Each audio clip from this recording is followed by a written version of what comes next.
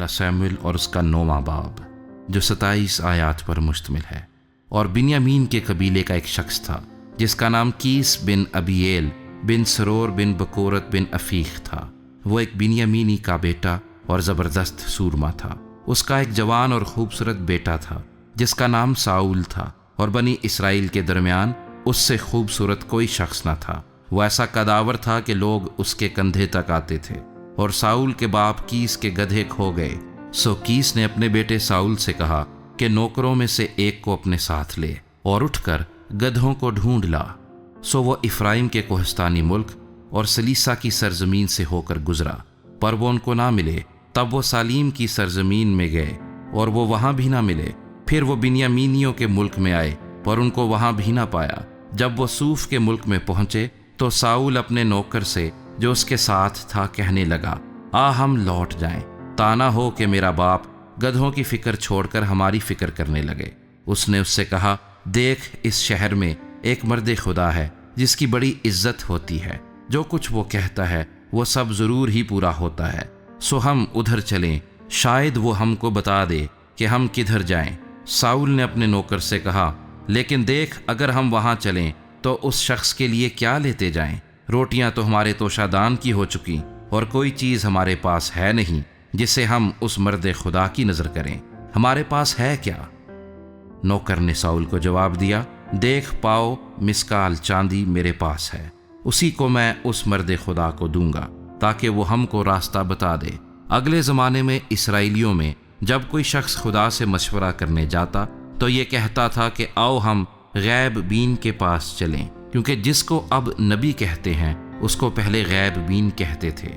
تب ساؤل نے اپنے نوکر سے کہا، تو نے کیا خوب کہا، ہم چلیں۔ سو وہ اس شہر کو جہاں وہ مرد خدا تھا چلے، اور اس شہر کی طرف ٹیلے پر چڑھتے ہوئے ان کو کئی جوان لڑکیاں ملیں جو پانی بھرنے جاتی تھیں۔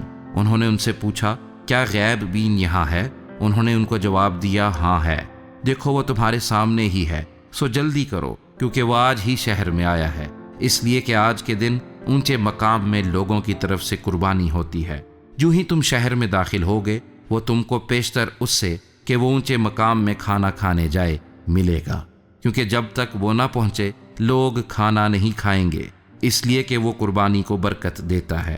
اس کے بعد مہمان کھاتے ہیں۔ سو اب تم چڑھ جاؤ، کیونکہ اس وقت وہ تم کو مل جائے گا۔ سو وہ شہر کو چلے، اور شہر میں داخل ہوتے ہی دیکھا کہ سیموئیل ان کے سامنے آ رہا ہے تاکہ وہ اونچے مقام کو جائے۔ اور خداوند نے ساؤل کے آنے سے ایک دن پیشتر سیموئیل پر ظاہر کر دیا تھا کہ کل اسی وقت میں ایک شخص کو بنیامین کے ملک سے تیرے پاس بھیجوں گا، تو اسے مسح کرنا تاکہ وہ میری قوم اسرائیل کا پیشوا ہو، اور وہ میرے لوگوں کو فلسطینیوں کے ہاتھ سے بچائے گا، کیونکہ میں نے اپنے لوگوں پر نظر کی ہے، اس لیے کہ ان کی فریاد میرے پاس پہنچی ہے۔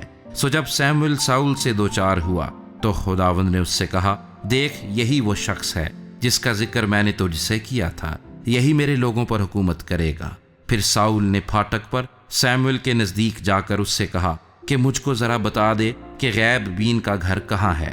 سیموئیل نے ساؤل کو جواب دیا کہ وہ غیب بین میں ہی ہوں، میرے آگے آگے اونچے مقام کو جا، کیونکہ تم آج کے دن میرے ساتھ کھانا کھاؤ گے، اور صبح کو میں تجھے رخصت کروں گا، اور جو کچھ تیرے دل میں ہے سب تجھے بتا دوں گا۔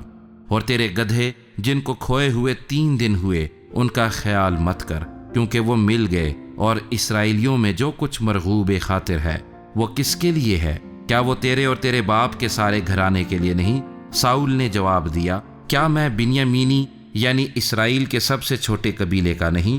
اور کیا میرا گھرانہ بنیامین کے قبیلے کے سب گھرانوں میں سب سے چھوٹا نہیں؟ سو تو مجھ سے ایسی باتیں کیوں کہتا ہے؟ اور سیموئیل ساؤل اور اس کے نوکر کو مہمان خانے میں لایا، اور ان کو مہمانوں کے درمیان جو کوئی 30 آدمی تھے صدر جگہ میں بٹھایا۔ اور سیموئیل نے باورچی سے کہا کہ وہ ٹکڑا جو میں نے تجھے دیا، جس کے بارے میں تجھ سے کہا تھا کہ اسے اپنے پاس رکھ چھوڑ نہ لیا۔ باورچی نے وہ ران ماں اس کے جو اس پر تھا اٹھا کر ساؤل کے سامنے رکھ دی۔ تب سیموئیل نے کہا، یہ دیکھ، جو رکھ لیا گیا تھا اسے اپنے سامنے رکھ کر کھا لے، کیونکہ وہ اسی معین وقت کے لیے تیرے واسطے رکھی رہی، کیونکہ میں نے کہا کہ میں نے ان لوگوں کی دعوت کی ہے۔ سو ساؤل نے اس دن سیموئیل کے ساتھ کھانا کھایا، اور جب وہ اونچے مقام سے اتر کر شہر میں آئے تو اس نے ساؤل سے گھر کی چھت پر باتیں کی، اور وہ سویرے اٹھے، اور ایسا ہوا کہ جب دن چڑھنے لگا تو سیموئیل نے ساؤل کو پھر گھر کی چھت پر بلا کر اس سے کہا، اٹھ کہ میں تجھے رخصت کروں۔ سو ساؤل اٹھا، اور وہ اور سیموئیل دونوں باہر نکل گئے، اور شہر کے سرے کے اتار پر چلتے چلتے سیموئیل نے ساؤل سے کہا کہ اپنے نوکر کو حکم کر کہ وہ ہم سے آگے بڑھے۔ سو وہ آگے بڑھ گیا، پر تو ابھی ٹھہرا رہ تاکہ میں تجھے خدا کی بات سناؤں۔